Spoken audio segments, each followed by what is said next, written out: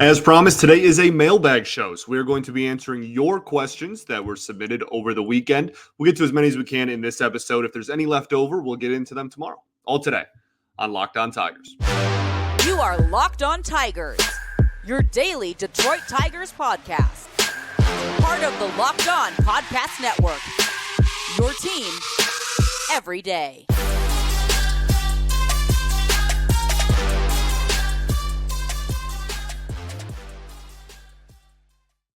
What is up, everybody? Welcome back to another edition of Locked On Tigers. I'm, of course, your host, Scott Bentley. Today is Monday, October 23rd, 2023. Thank you so much for making Locked On Tigers your first listen. Every single day, we are free and available wherever you get your podcasts, including YouTube, part of the Locked On Podcast Network, your team every day. Alrighty, well, hope everybody had a fantastic weekend. As you can tell, if you're watching on YouTube, I am not where I usually am.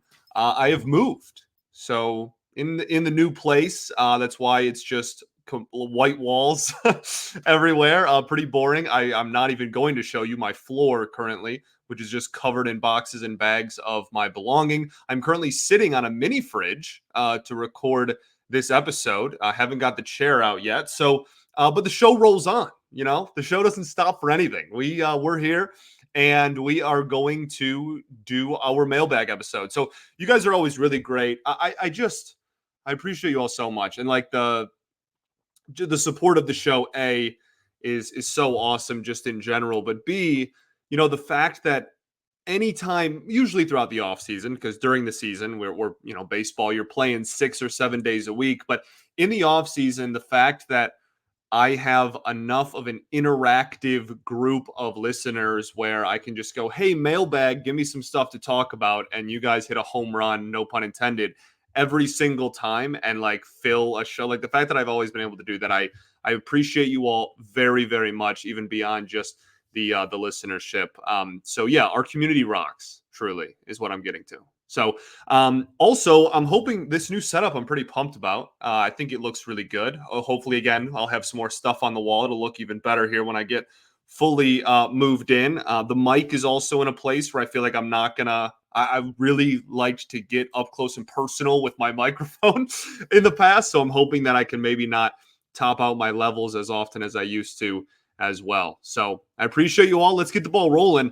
We have right in like this in-between amount where I think we might be able to get it all done in one episode, but in the same, like we might be one or two short. So we'll see where it takes us. Okay. We will see where it takes us. Let's start off with some YouTube comments. Sure. Why not? I guess it doesn't really matter any order.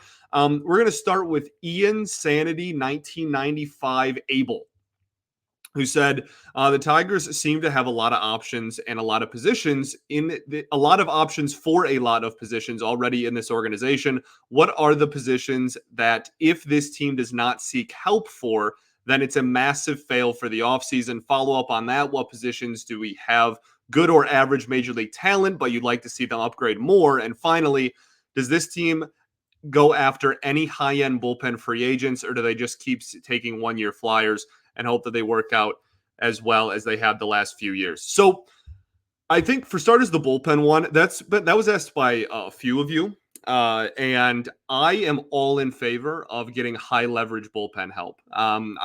There's another question that we'll get to that's more of like, should we attack 6th or 7th inning guys or maybe more high leverage guys?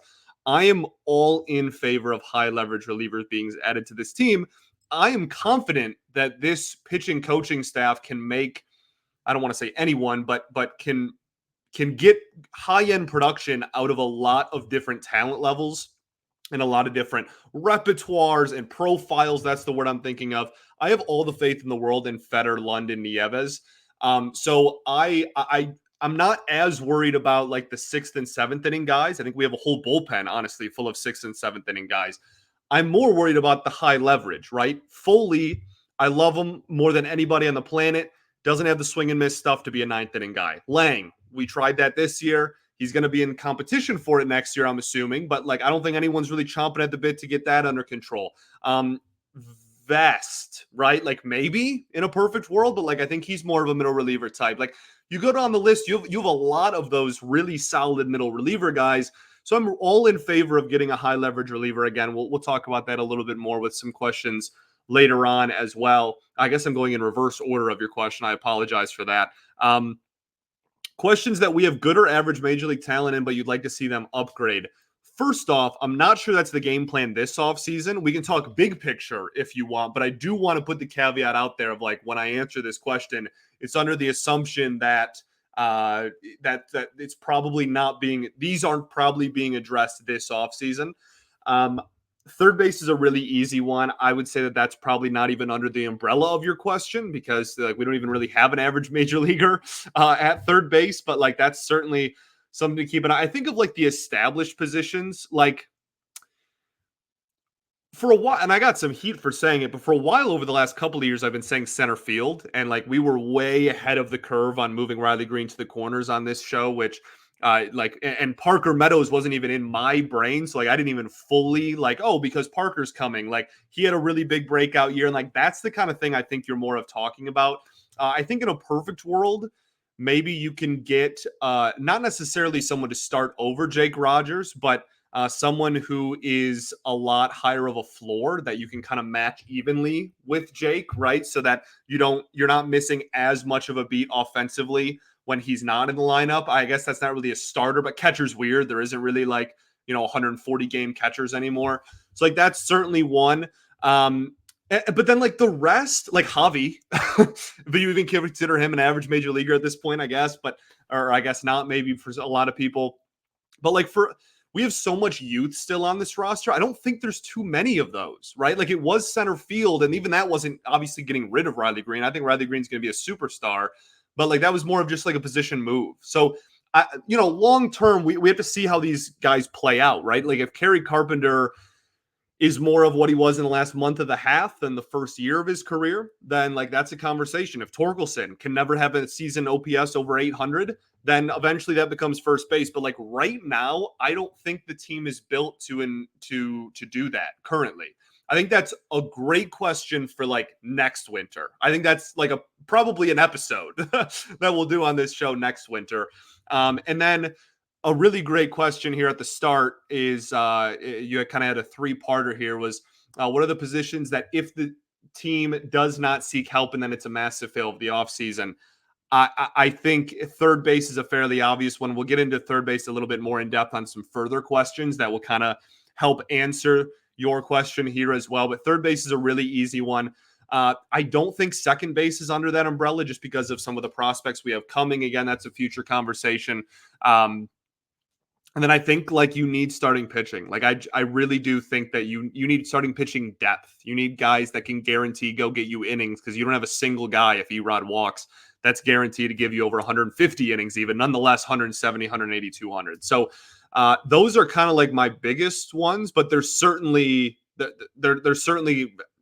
strategy wise and formulating, who plays where and whatnot. There's a lot of conversations we will have about that over the winter. Okay. And then I think you had a second one here. What does Scott Harris need to do this offseason to make a positive impression, and what mistakes should he avoid? As far as mistakes, I feel like the only mistake he can really make, and like tell me if I'm off base on this, but like I feel like the only mistake he can really make as far as the fan base goes is like do nothing. You know what I mean? Like if he goes out and spends big money, people are going to be happy because we haven't done that in like a while, right? Outside of Javi, I guess, but like that hasn't worked out. So like, and I don't think he's going to spend big money as well, just throwing that out there. And then, like if he brings in a couple of pieces, if he brings in a third baseman and stuff, like you really like, okay, you brought in the fifth best third baseman on the market. Well, that's still way better than nobody, which is what we have right now, right? Like, I feel like the only thing he really can't do to like screw up is just do absolutely nothing. Positive impression is very big picture. I don't think there's one specific answer. We kind of maybe we'll get a general idea of what I feel about that as we answer more of these questions. Okay, let's keep the ball rolling. I promise I'm not going to only answer one question per segment. That one just had a few parts in it. We'll get through a lot more here in segments 2 and 3. So let's do it right after I tell y'all about our friends over at Game Time. Game Time's the best in the business. We talked about them at the beginning of the show. They are the only ticketing app that gives you complete peace of mind with your purchase. You can see the view of the seat before you buy, so you know exactly what to expect when you arrive. All in prices show your total up front, so you know you're getting a great deal. There's no hidden fees. You can also buy tickets in a matter of literal seconds, like 2 taps on your phone, and they're sent straight to your phone. You don't have to dig through your wallet, your purse, etc. They are the best in the business. They also have deals on tickets right up to the start of the event. So, like for me, I love to just like randomly wake up one day and decide I want to go see a sporting event. So, basketball, baseball, hockey, concerts, comedy, theater. If it has tickets, Game Time likely has it, and you can get up to even an hour after the event starts. You can buy tickets for it. It is the definition of clutch. So take the guesswork out of buying tickets with Game Time. Download the Game Time app, create an account, and use code LOCKEDONMLB for $20 off of your first purchase. Terms apply. Again, create an account, redeem code LOCKEDONMLB, all caps, all one word, for $20 off. Download Game Time today. Last minute tickets, lowest price guaranteed.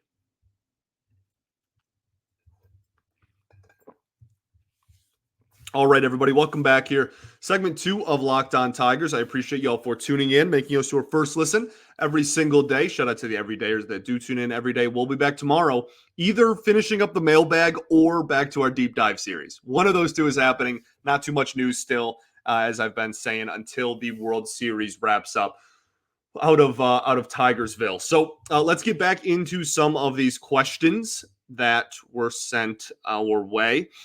Next one, also, this wasn't a question, but I really liked this comment. The utility player gold glove should be called the Zobrist. Beautiful. I could not agree more. Okay, this one is from Anthony on YouTube. How many of our top prospects do you predict to make the major league debuts next season? And what kind of impact will they have on the major league level? Love the work, Scotty. Keep it up. I appreciate you greatly. So as far as prospects go, there's a couple of more questions that kind of line up with this one as well. I fully expect Colt Keith to be playing legitimate time in the majors, if not on the opening day roster. We'll see as we get closer through the offseason. We'll see what additions we make, and then we'll obviously see how Keith looks in spring. But like on October 23rd, I'm fairly confident that Colt Keith is going to be on this roster pretty early in the season. Jace Young is an interesting one that there's a couple more questions with that, so hang tight and listen to my answer on those. And there's a question about third base that I think Jace Young is kind of intertwined with as well. As far as impact goes, again, Keith, I think legitimately is going to be the everyday second baseman like pretty early on in the year. So he's going to have a big impact. Young we'll talk about later. There's some pitching prospects as well. Wilmer Flores, I think, could get a look out of the pen or a spot start or two in the second half of next season if he starts off well. But he had kind of not a step back, but just kind of like a plateau year this year. So he had some injury stuff as well. Needs to develop his changeup a little bit more. So we'll see how he looks in 2024. But he might get a look. And then Jackson Jobe, I think, is really poised to get a look, whether it's out of the pen or as a starter at some point next season as well. He's just been on an absolute tear since coming back from his injury this season. So he's someone to watch out for as well. And then again, as we closer to next year, we'll actually get more in depth about the possibility of these guys starting and what their roles will be on the team. But it's, we haven't even gotten to free agency and trades and stuff yet. So we'll see what is added. But that's kind of my initial impression right now. This one's from Hayden on YouTube. In your opinion, taking the weak free agent class, who would you say are our top 3 most realistic targets in the offseason? I really don't want to cop out here and just be like, I have no clue, but I kind of want to. Like, I don't want to cop out and not give you an answer, but that's just genuinely how I feel, man. Like, I have another question here. We can get this one in there as well. Somebody asked about, here we go, from Darren. Do you think there's a world in which we go out and get Blake Snell? Like, no. And like, I'm not trying to be a Debbie Downer, but like, I don't think Blake Snell is really the dominate the strike zone type of player that this front office is looking for. Blake Snell, he doesn't give up hits and he strikes out a lot of people, but he walks more people than anyone. That's a slight exaggeration, but he has really high walk numbers, and then it prevents him from going deep into games sometimes. Look, if we sign Blake Snell tomorrow, I would throw a parade down Woodward. Okay, I'm not trying to like turn anybody off on Blake Snell, but I'm not sure for how much money he'd be worth. I'm not sure he's someone that this front office really is going to go out of their way to target. He's going to get Cy Young votes this year, maybe even be in the running to win it all. So, like, great pitcher, obviously, but I think, man, the offensive free agency class is just so weak, dog. It's just so weak. And, like, I think that there's a much better chance of us going in on free agent pitchers than bats. Goodness, I'm very tired. I'm sorry. Long weekend. I think there's a much better opportunity and much better chance that this organization kind of goes all out to sign some pitchers. I mean, like, are you going to go after Cody Bellinger? I don't think so. I'd be fine with it. He had a great year, but like, there's some inconsistency there. You want to give Parker Meadows a shot in center field? No, like, I'm not really sure the fit there. Third, you need a third baseman. Bring back Jamer. Well, that's not really how it works. Like, I think the relationship is burned. Maybe you can right a wrong there, but like, I don't see that happening. Also, like, Jamer would be a fine short-term option, but like, is he your third baseman of the future? Like, I'm not really, goodness, I'm not really fully confident in that. There's just not a lot offensively that I love. There's some outfielders, maybe. Duvall. Like, I don't know. Like, there's a few. We'll get into like free agent breakdowns when we get closer. I'm really not trying to cop out of your question, so that's why I'm kind of talking in circles here. We will get into a free agent breakdown for sure as we get closer to the date and kind of go position by position and talk about who we could target. But overall, I would look more on the pitching side, because I think that there is some guys that you could spend money on and be like middle or top of the rotation arms that are actually out there. Whereas the offensive side of the ball, if you're not getting Ohtani or Bellinger, like Matt Chapman, he plays third. He'd be great defensively. He's going to have an OPS in the 700s. Don't you want bats? Like, that's just, yeah, there's a lot of question marks around the offensive side of the ball on free agency for me. Let's see. What else do we have here? This is from Gareth. What will Scott Harris and the new GM do when it comes to finding a third baseman and replacements for the starting rotation? Great question. Also, shout out to you. Comments on a lot of my stuff. Very much supports the show. I appreciate you. So when it comes to third base, so here's my theory right now, okay? And I'm not setting this in stone. I'm not saying that this is like guaranteed 100% going to happen. Very far from it. It's my most likely theory, but it's still under 50%. Okay, so just like bear with me. I'm not saying this is going to happen. My leader in the clubhouse right now on October 23rd, the playoffs in 2023 are literally still happening. So again, jumping the gun a little bit, but it's what I get paid to do. My leading theory right now is that Ibanez or McKinstry or someone like that, maybe even Veerling, but like I kind of hope that's not the case. But regardless, one of those caliber of players is the opening day third baseman. And then in the end of May or beginning of June, if Jace Young is hitting well in AAA, then he's getting the call. That's my like clubhouse leader right now, is 2 months of one of those guys again. They proved that they can be serviceable. Ibanez was literally a league average hitter this year. You won't take too much of a hit. And then you play the service manipulation game and you get to see, he didn't spend a full season in AAA this year, so you get to see him get more ABs, right? And then he takes over third base the rest of the year, assuming he can keep his head above water at the major league level. That's my third base theory now. That'll probably change 4 more times between now and spring. We'll see what happens in the offseason. We'll do a, third base free agency kind of breakdown. It's not going to be Colt Keith. I don't think this organization believes in Colt Keith's arm enough to put him at third base at the major league level. I think he's going to play second base. I'm like fairly hard-headed in that one at this point. It's just constantly changing, right? I would have told you Colt Keith was the third baseman in 2024 probably a month and a half ago, 6 to 8 weeks ago, but now I'm very hard pressed that he's probably not. So that's kind of where I stand on third base. As far as starting rotation, I think it's going to be all free agency. And I'm not mad about that. I think we did well in that department last year. Boyd, whatever, but like Lorenzen was a big win.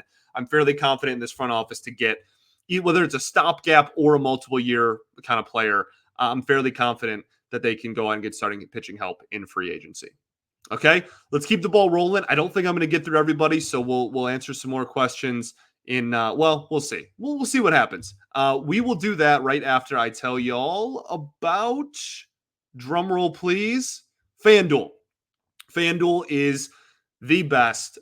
It's also a very fun time of year to be involved with FanDuel because October baseball is in full swing, and you can make your postseason debut with FanDuel, America's #1 sportsbook. You can join today and get started with $200 in bonus bets guaranteed when you place your first $5 bet. Just visit FanDuel.com/lockedon to create your new account. Then you can get in on the action from first pitch until the final out. And if you don't want to wait for the whole game to receive your winnings or get your win, you can predict what will happen in the very next at bat with quick bets. So head on over to FanDuel.com/lockedon right now and step up to the plate this postseason with a $200 bonus bet guaranteed. Make every moment more with FanDuel, official sports betting partner of Major League Baseball. All right, everybody, welcome back here. Third and final segment of Locked On Tigers. I appreciate y'all for tuning in, making us your first listen every day. This one is from Rick on YouTube. Do you think Baddoo will be traded, and do you think under the right tutelage he will realize his potential and to be a solid Major League Baseball player, maybe even an all-star? I believe this will happen.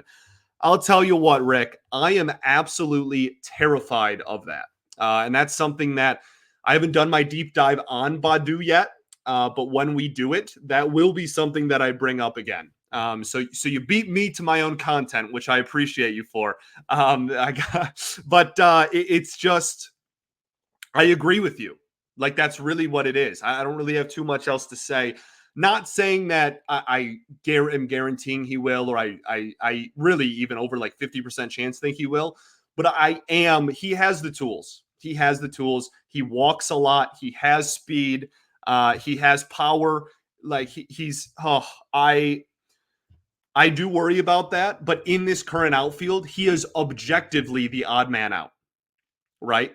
If he could play center field, there'd be a conversation for him not being the odd man out, but he is. Like he is the odd man out currently, and there's way too many lefties out there already. I think Baddoo, there's a very real chance that he gets traded for starters, and yeah, I absolutely am. And again, not a guarantee. Baseball is very hard. Maybe he'll just be this forever, and that'll make it fine. But I definitely have thoughts in the back of my head about if you trade Baddoo and he goes to an organization that's really good at developing hitters, there's definitely an avenue for him to take a big step forward after leaving Detroit, which would be really sad. But we'll see. Again, we'll get way more into Baddoo when we do his deep dive here coming up.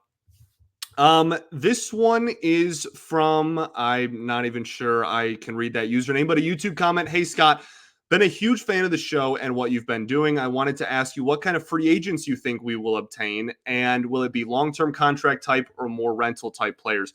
So I think it depends on the position, to be honest with you. I don't think there's any long-term players on the offensive side of the ball, again, unless you're getting Ohtani or Bellinger, which I don't think this organization is, or Chapman. You can throw him in there too. Don't think that this organization wants any of those three players. So or at least won't pay for any of those three players. I should put it that way. I actually don't think they want Matt Chapman. That one I'm I'm pretty much there at this point. The rest of them, I don't think that's really in them. So on the offensive side of the ball, if we're going to sign anybody, it's going to be like maybe like a Robbie Grossman type of situation. You give him a 2-year deal. That way, if you want to trade him at the first trade deadline, it's 1.5 years of control. Or if you're good and you don't trade anybody, you have him for 2 years. I think that there's a possibility for maybe that. The pitching side, I do expect at least one one-year deal like the Boyd and Lorenzen of last year, but it wouldn't shock me, even if you just include Erod in that conversation, if the Tigers maybe went out and spent, gave up 3 or 4 years on a starting pitcher. This is a decent starting pitching class. It's just a horrible offensive class for free agency. So that's kind of where I stand on that. Next one is from, again, hard to pronounce some of these names. I apologize. Hey, Scotty, big fan of the show. Do you think with Miggy retiring means DH will be many different people next year? Do you think we will bring in a DH through free agency or trade? Beautiful question. This is something I've wanted to talk about for a while, so I'm glad that you are allowing me to do so. I am very, very confident that, and I've been wrong about things I've been very confident about. All right. So I'm not saying that this is set in stone. I haven't heard anything or know anything that y'all don't know.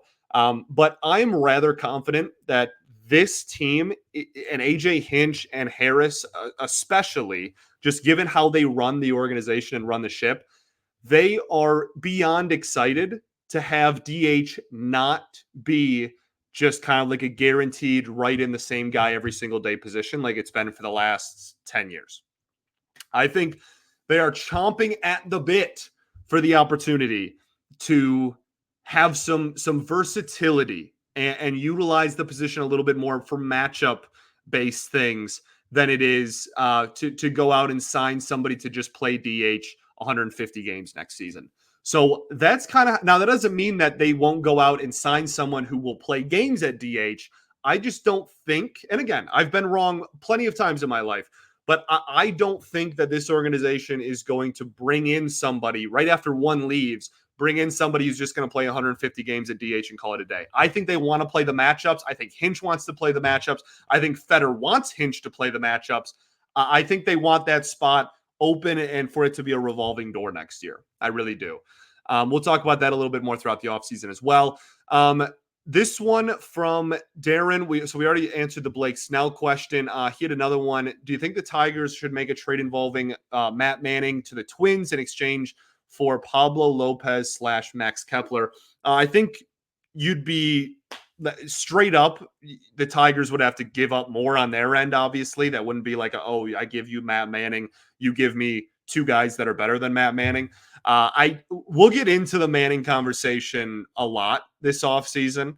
I think Matt Manning, man, do I want to say I think he's getting traded? I think you picked the right player for the Tigers. I'll put it that way. I think if you're talking about the pitching staff, Manning is a golden candidate to get moved. If you're talking about the bats, I think Baddoo is probably the biggest one. There's a few more, honestly, on the offensive side of the ball. We'll kind of talk about that as, again, we've kind of been talking about them as we go with the deep dives. But I think you were spot on with the Tiger you picked. I do think Matt Manning is going to be, man, on the block. I really do. I think they're going to take calls on him at least. This one's from Paul on YouTube. Hey, Scott, going to cheat and throw 2 questions in here. That is very much okay, Paul. Any chance you'll be doing a running commentary over at a game next year? You mentioned a couple of weeks ago. That would be a must-see. Not sure how it works. Yeah, so I do want to do it next year. I wouldn't be able to put like the game on the screen. It would literally just be me talking. So you would have to be watching the game on your TV and then having me like kind of, I don't know, like mute your TV and have me like talking and stuff. Like that's how it would have to work. Because to your point, the MLB is not just going to let me throw like the actual game itself on the screen. So I got to figure out how it works. But I've had a few people reach out. I would love to do it. So maybe we'll get the wheels turning on that and figure out a way to maybe do that. Second, why did Lou Whitaker get so little Hall of Fame consideration? I know he had never had one epic season, but his WAR is better than a lot of Hall of Famers. Did he alienate the writers? Train without Lou seems like a slap in the face. I know this is before your time, but any insight or opinion here? Love the show. Keep up the great baseball talk. Thank you very much, Paul. I appreciate you greatly. I think Lou Whitaker not being in the Hall of Fame is one of the biggest embarrassments and atrocities in sports, to be honest. I'm very passionate about the issue. I think that, yes, he never had like the one, MVP caliber season, but he had a lot of like all-star caliber seasons. And he, depending on which website you use, had more WAR than Alan Trammell, which I always find very interesting. I think it's an absolutely a massive travesty that he's not in the Hall of Fame. Every couple of years, he gets put on the veterans ballot. I think Jimmy Leland is actually on the veterans ballot this year, so we'll have to keep an eye on that as we get closer to voting. We'll certainly keep an eye on that on the show. I don't know when his next year he's on the veterans ballot is. I feel like it is this year or next year. I feel like it's relatively soon, but once every couple of years he's on the veterans ballot. And that's how like Morris and Tram got in, right? So like it's possible, but it is certainly. I think it's a joke. I think it's a joke. And as far as the alienate the writers, there is some stuff. Lou Whitaker was very prominent in the MLB Players Association when he played, and obviously then in the '90s the strike happened. There's some like rumors that maybe that's what like did it, but there's so many newer age writers that weren't like part of baseball when that happened. I'm not sure how much that is. I don't think it has anything to do with it, but that is a rumor that some people have out there. Again, I don't really think that has anything to do with it, but I think it's just unfortunate, and I think he should be in the Hall of Fame for sure. Let's go to Wayne. Is established Maton can only hit fastballs. How was this missed prior to the trade? Seems like a huge oversight.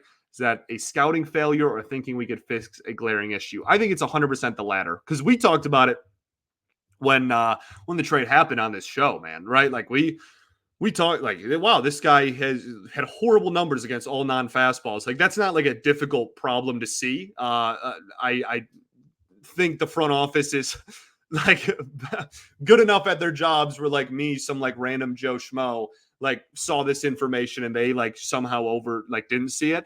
I think they thought they could fix it and they were kind of slapped in the face. Another monster issue going forward. You've covered this perfectly. Noting that we have a million bench guys that we would goodness, I can't read. Noting that we have a million bench guys that we would prefer not to start at any position on the field, McKinstry, Baez, Vierling, Maton, Lipsius, and so on. How do we go forward? Just cut ties or keep them to try to platoon them and basically run on the same roster? I had another question like this on Twitter that was rather similar. So I guess we'll kind of lump both of these in together. But the question around,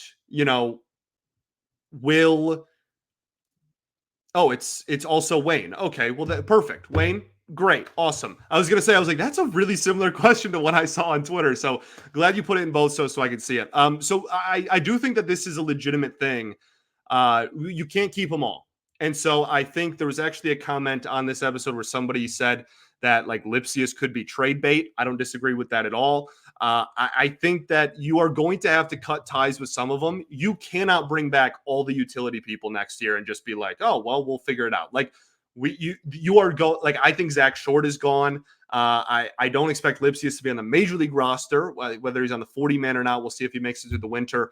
McKinstry and Ibanez, I think there's possibly room for both of them, but like I think there's a very real possibility you let one of them go. Maton is not going to be given a major league roster spot next year after this year. Certainly, like you're right. You're right. Is basically my answer to that question, and I don't think that they can just like bring back everybody and call it like a day.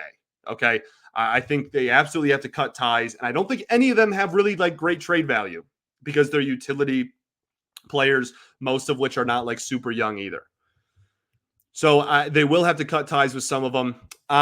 Let's see. Next one we have, what's two starting pitchers we could target to get us into the 6th or 7th inning? Look, I'll give you one as kind of like a half cop out, but I will give you an answer. If we sign Nola from Philly, I will run down Woodward and throw my own personal parade. That is, and I know his numbers this year weren't like typical, Nola numbers, but man, like that is the definition of a guy that's just going to get you to the 6th or 7th inning. You're going to be in the ball game. Is he going to go shut out 7 every outing? No. And again, like this, but we're seeing it in the playoffs. You need dudes that can go deep into games, and he's a dog. He is the definition. I know if you listen to the Red Wings show, I say that about everybody. He is an absolute dog. And that would be a guy that I would love to go pay because he's guaranteed innings, whether it's 4.1 ERA or 3.6 ERA, depending on the year. I can live with a variance of half a run, even a run of ERA, as long as he's not getting into like the 4.5, 4.8, or 5 range. That dude's going to give you innings. That's someone that I would really love the Tigers to target. I'm not sure they have the stones to do it, though. Last one on YouTube. I think we're just going to try to get through all of them today and just make this a longer episode because I don't want like one question tomorrow. This one's from Detroit Diesel on YouTube. What Detroit sports team is going to win a championship next? I have to go with the Lions. What a world do we live in? Thank you for the content. I'm a truck driver, and Locked On Tigers is usually what I listen to. I appreciate that greatly. My grandfather was a truck driver, so I think him knowing that I am providing some entertainment to even one, I think would be something cool for him to know. So that's I appreciate you. I think I have a hard time picking the Lions just because they're the Lions. Tough Ravens game. I'm recording this after the Ravens game. I'll go with the Wings. I cover them as well, obviously, on Locked On Red Wings. I think I know they're having a great year. I'm not saying it's going to happen this year, but I'd say the Wings are pretty close. If they can make the playoffs this year, I think that would be a feel-good thing. But maybe it is the Lions, man. Maybe it is. Who knows? So that's it for YouTube. I got only a couple more on Twitter, and then I'll let y'all get on your way. Last year, this one's from Tim on Twitter, X, whatever the heck it's called. Last year, the Tigers turned down half of a 40-man roster. I believe we need to turn over 1/3 of the 40-man again. What say you? Yeah. So we'll have a whole episode where we break down the 40-man, and I'll give my opinion on like who's staying, who's going, etc. We'll do that after the World Series because we have a pretty quick turnaround after that where deadlines start coming within 5 days of the final game of the World Series. But I think that's probably about right. I know we're way over the 40-man right now. So we'll have to cut at least like 6 or 7 people just to get under 40. But I think you could probably double digits for sure. I'll put it that way. You could go double digit. Tigers Stan on Twitter. Do we really go into another season without picking up a solid third baseman with MLB experience? I don't feel like we can count on Keith or Young since they have never played a single MLB game. Thanks. Kind of talked about that a little bit earlier. I think one way you could kind of do both, the theory I mentioned earlier, and still have like if Young does really well, you give him an opportunity, is to go out and sign someone who can play solid third base, but also play another position. And I know that's another verse like utility guy. I'm okay with losing like, again, like a Zach Short type of player, like one of those caliber, Nick Maton, etc. If it means going out and we get like a legitimate free agent. I guess this maybe goes back to one of the early questions too about like what's a position we could upgrade that we maybe already have. If we get somebody in that caliber, right, that's like a legitimate, he can play third for the first 2 months. Once Young comes up, if Young does really well, then he can play somewhere else and still be valuable. And if Young struggles, then he can go back to playing third, right? I want to have some sort of safety net at third base. So maybe that's kind of we can do the theory I had earlier and like address your concerns. Maybe that's kind of a way to do that. Tony Wallach, how about them Wings, Tony? How about them Wings? Tony, a fantastic Red Wings writer as well. Go check out his stuff at the Hockey Writer. Are the Tigers that far off from where the Diamondbacks are now? Like, yeah, but like, I understand your point. Like, they're just a young, fun, up-and-coming team. The thing with the Diamondbacks and this is something, people, like, is the MLB system broken? Like, the team that has the most regular season wins in baseball history, like, got eliminated in the first round. And that was, before the wild card round. And the Tigers in 2006 were a wild card team and faced a Cardinals team that won like 84 games, right? Like, no, the playoff system is not broken, but it's a different game. It's a completely different game. In the postseason, if you have 2 really good pitchers, you can go far. If you have 2 really good pitchers and you hit bombs on offense, you can go far. The Phillies are doing it. The D-backs are doing it. And so I think when it comes to like the difference between those 2 teams, obviously the Diamondbacks are just significantly more talented than the Tigers are right now. But as far as like the young core comparison, I kind of get you there. The Tigers need, if Skubal turns into one of them, great. You need another dog at the top of the rotation. You need one. We'll talk about Erod. Like, is there a possibility? He's had October experience before, some good, some bad. Nola, wink, wink, nudge, nudge. Like, that's, again, I'm not going to stop beating that drum. But that's like the biggest thing, like in the immediate, aside from just like the player, like Riley Green just being better and Torkelson continuing to improve and stuff like that. as far as like roster structure goes, that's kind of another one as well. Mailbag question. This one from Don. Do you see the Tigers signing a veteran player on a short-term deal? I feel like we need the president at third or even second base. Again, kind of mentioned that earlier, overlapping a little bit with some questions at this point. But yes, like I just want to make sure I get through them all. Fine with it at third. Second, I'm pretty set on like Colt Keith being the second baseman of my baseball team in 2024. We'll see, if he has a horrible spring or doesn't look good, we'll see. And again, I would like a safety net because I don't just want to like hand over we saw what happened with Torque in 2022, right? I don't just want to like hand over the keys and be like, oh, everything will be fine. Like I'm with you. I want a safety net. But I think more so third than second, probably. From AJ on Twitter, do you think we will make a big trade this offseason? Depends on your definition of big, right? Depends. Is Matt Manning being traded a big trade to you? I think that's a possibility. I don't think the Tigers are going to like dip into their core. I think their core is their core. They want to hold on to all those guys. So I don't, and we don't have the assets to get rid of like one of our core pieces or one of our prospects we're excited about and get like a huge name in return. So if you're talking like blockbuster, like Prince Fielder 2.0, like getting traded for Kinsler, like that's not happening again. But I do think that they're going to go through the winter and make a trade. I'm like fairly confident a trade is happening. It's just a matter of the magnitude of it. Is it going to be a smaller trade? Is it going to be Manning or Badu? We'll see. We'll see. Okay. I think that is everyone. That's everyone I had written down in my notes. If I missed you, I apologize greatly. Was not my intention. But I think I got through them all. I really do. I do one last check here. Yeah. Yeah. Okay. Thanks for being Locked On Tigers, your first listen every single day. Shout out to the everydayers that do tune in every day. We will be back tomorrow.